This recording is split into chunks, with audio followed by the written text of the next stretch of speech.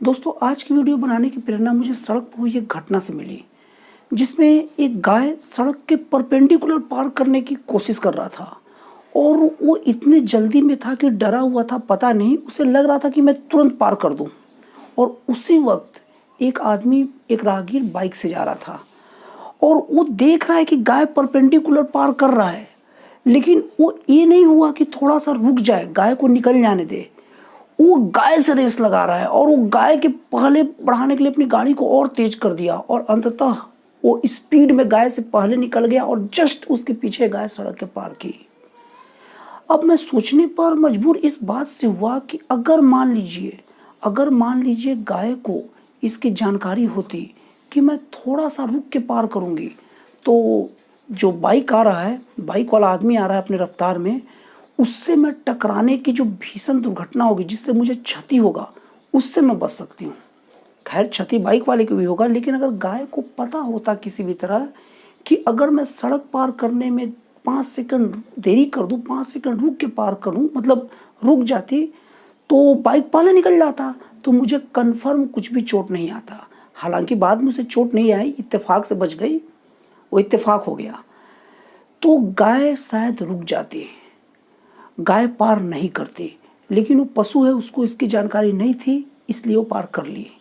लेकिन वो आदमी को पक्का पता था कि अगर मैं 5 सेकंड रुक गया तो गाय आराम से पहले निकल जाएगी, मैं एकदम लगभग श्योरली बच जाऊंगा, 100% मैं बच ही जाऊंगा। लेकिन अगर मैं गाय से होड़ लगा के पहले निकलूंगा तो 99% चांस था कि मैं गाय से टकरा सकता हूं और मैं और गाय दोनों बुरी तरह से गिरेंगे। मतलब बाइक वाले को पता था कि मैं टकराऊंगा, गाय से टकराने की पूरी संभावना है, तो भी वो रिस्क लगा के निकाल लिया। तो यहाँ पर इंटेलिजेंट कौन है? वो पशु है कि वो इंसान है? क्या सचमुच हम अपने आप को इंटेलिजेंट कह सकते हैं, या सचमुच उस बाइक वाले को इंटेलिजेंट कहा जा सकता है? क्योंकि बाइक वाले को पता था कि मैं दुर्घटनाग्रस्त हो सकता हूं, फिर भी वो निकाल दिया, उसने पशु से प्रतियोगिता कर दी। वो पता नहीं कितना बिजी था, शायद वो 1 आध सेकेंड के 1,000 कमाता होगा और 5 सेकेंड देरी कर देता तो 5,000 का उसका लॉस हो जाता। या हो सकता है कि 1 सेकेंड के 1 लाख कमाता होगा और 5 सेकेंड लॉस करने पर 5 लाख का उसका लॉस हो जाता। इसीलिए तो 5 सेकंड भी बचाने की नहीं सोचा। लेकिन वो इतना ज़्यादा पैसे कमा भी रहा होता ना, तो भी उसकी बेवकूफ़ी रहती। तो हम कैसे मान लें कि हम इंटेलिजेंट ही हैं? अगर एक घटना होती तो मैं उसे नज़रअंदाज कर सकता था, लेकिन ऐसी घटना अक्सर देखने को मिलती है। मैं सड़क पर लड़कों को बिना हेलमेट के बाइक चलाते देखता हूँ, और वो भी उल्टे सीधे कैसे भी तरीके से बाइक चलाते देखता हूँ, जिसमें थोड़ी सी चूक से उनको भारी क्षति हो सकती है और उनके साथ बाकियों को भी भारी क्षति हो सकती है। और डेली ये रिस्क सब लेते हैं और डेली सड़क दुर्घटनाओं की खबरें मिलती है कि लापरवाही से बाइक चलाने के कारण कोई बुरी तरह से घायल हो गया और कई बार तो लोगों की जान भी चल जाती है। और सबसे बड़ी बात, ये जो लड़के हैं, उनके पिता को भी पता है कि बिना हेलमेट के बाइक चलाने से बच्चे की जान जा सकती है, और उन्हें कहीं ना कहीं से जानकारी मिल भी जाती है कि मेरा लड़का बड़ा लापरवाही पूर्वक गाड़ी चलाता है और इससे उनकी जान जा सकती है। फिर भी वो पिता बड़े ही आसानी से, बड़े सहज तरीके से कहते बात को टाल देते कि क्या करे, वो लड़का बदमाश है, उसको धीरे चलाना चाहिए। लेकिन वो लड़के को समझाते भी होंगे या नहीं समझाते होंगे, एक संशय का विषय है। पिता अपने पुत्र का शारीरिक और मानसिक दोनों तरीके से रक्षण करता है और अपने पुत्र के लिए कितने रिस्क भी उठाता है। जो हेलमेट नहीं पहनते हैं वो चारों तरफ आसानी से देख पाते हैं, इधर उधर चारों तरफ, तो इसलिए उनका ध्यान सब तरफ जाता है, तो कहीं से भी कट मार के गाड़ियाँ निकाल लेते हैं। और ये घटनाएं, क्या उन लड़कों के पिता अपने लड़के को ही नहीं, कोई और लड़के को तो करते देखते होंगे ना, तो क्या अपने लड़के को समझाते होंगे इतने अच्छी तरह से? और अगर इतने अच्छे तरीके से समझाते भी होंगे तो सड़क पर लड़के ऐसे गाड़ी क्यों चला रहे हैं? मैं उन सभी पिताओं से ये बात कहना चाहता हूँ कि अगर आपका लड़का बिना हेलमेट के गाड़ी लेके निकलता है तो आप उन्हें रोकते क्यों नहीं? और अगर आपका ये कहना है कि मेरे कहने पर लड़का ये बात नहीं मानता, तो मैं आपसे पूछना चाहता हूँ कि क्या कोई ऐसी जानलेवा बीमारी जो आपके लड़के को होना तय हो और वो बीमारी के लिए लड़का सज्ज होके उस बीमारी को ग्रहण करने जा रहा है, तो भी क्या उसे आप ऐसे ही छोड़ देंगे? आप उसे रोकेंगे नहीं? या आप उसके नाराज़गी का या गुस्से के डर से आप उसको बीमार हो जाने देंगे। याद रखिए, अगर आपका लड़का सड़क पर बिना हेलमेट का गाड़ी चलाता है तो वो एक ऐसी भयंकर बीमारी के गिरफ्त में ही रहता है जिससे सीधे सीधे जान जाती है। बस वो खतरनाक जानलेवा बीमारी, उस बीमारी और बिना हेलमेट की चलने वाली बीमारी में बस 2 ही अंतर है।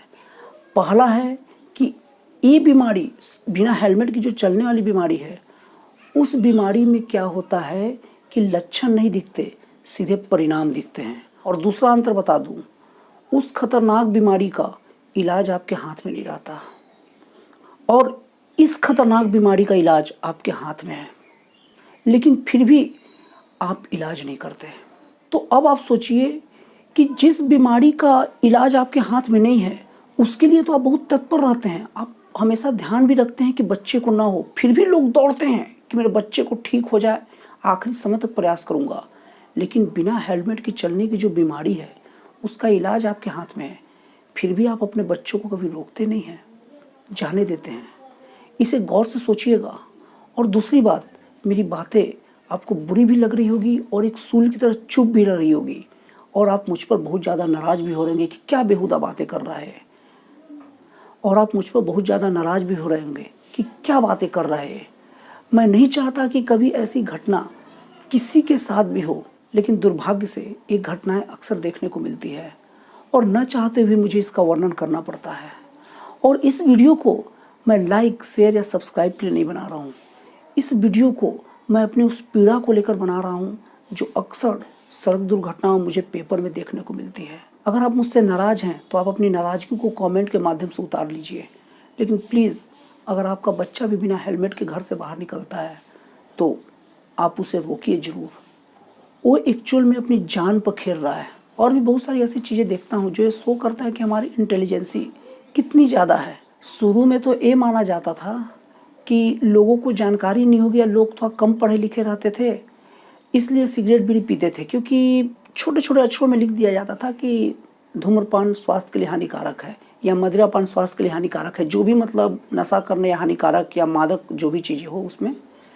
लेकिन सुप्रीम कोर्ट ने माना कि बहुत सारे लोग पढ़े लिखे नहीं हैं और छोटे अक्षरों का ध्यान नहीं दे पाते। तब सुप्रीम कोर्ट ने कहा कि आप उसमें खतरनाक बीमारी का फोटो लगाइए। जैसे सिगरेट के ऊपर आप देखते होंगे, गुटखा के ऊपर देखते होंगे, तो पहले छोटी सी फोटो लगा दी जाती थी कि लोग उसे देखें और सोच समझ ले कि ऐसा होता है, उसके बाद खाए। फिर सुप्रीम कोर्ट ने कहा कि फ़ोटो को बड़ा होना चाहिए, आधा से ज़्यादा होना चाहिए, तो अब बड़े तरीके से फ़ोटो लगता है, लेकिन वो फ़ोटो कोई असर नहीं पड़ता। लोग आराम से फाड़ते हैं, गुटखा रहे या सिगरेट अपना एकदम आराम से धड़ल्ले से पीते हैं। तो ये कैसे मान लें कि हम इंटेलिजेंट हैं? दोस्तों, आज का मेरा वीडियो इसी बात पे समर्पित है कि एक पशु को अगर पता चल जाए, उसकी जानकारी में ये बात डाल दी जाए कि इस काम से आपको नुकसान होगा और एक काम आपके लिए खतरनाक है, तो शायद वो पशु काम नहीं करेगा। बस पशु के दिमाग में ये बात बैठा दिया जाए। लेकिन आदमी को पता होने के बावजूद भी कि ये मेरे लिए खतरनाक है, फिर भी वो काम करता है। जैसे आदमी को पता है कि गलत तरीके से गाड़ी चलाना खतरनाक है, रिस्की है, फिर भी चलाएगा। आदमी को पता है कि सिगरेट पीना खतरनाक है, नुकसानदायक है, फिर भी पीता है। तो आदमी कैसे दावा कर सकता है कि हम इंटेलिजेंट प्राणी हैं? हाँ, थोड़ा सा ज्ञानी जरूर है और थोड़ा सा ज्ञान का लाभ जरूर ले रहा है, लेकिन अपने आप को इंटेलिजेंट नहीं कह सकता। अगर वैसे कंपेयर में देखेंगे तो पशु आदमी से ज़्यादा इंटेलिजेंट होता है। मेरी ये बात एक नज़र में आपको अजीब जरूर लगेगी, लेकिन ये सोचने वाली बात है।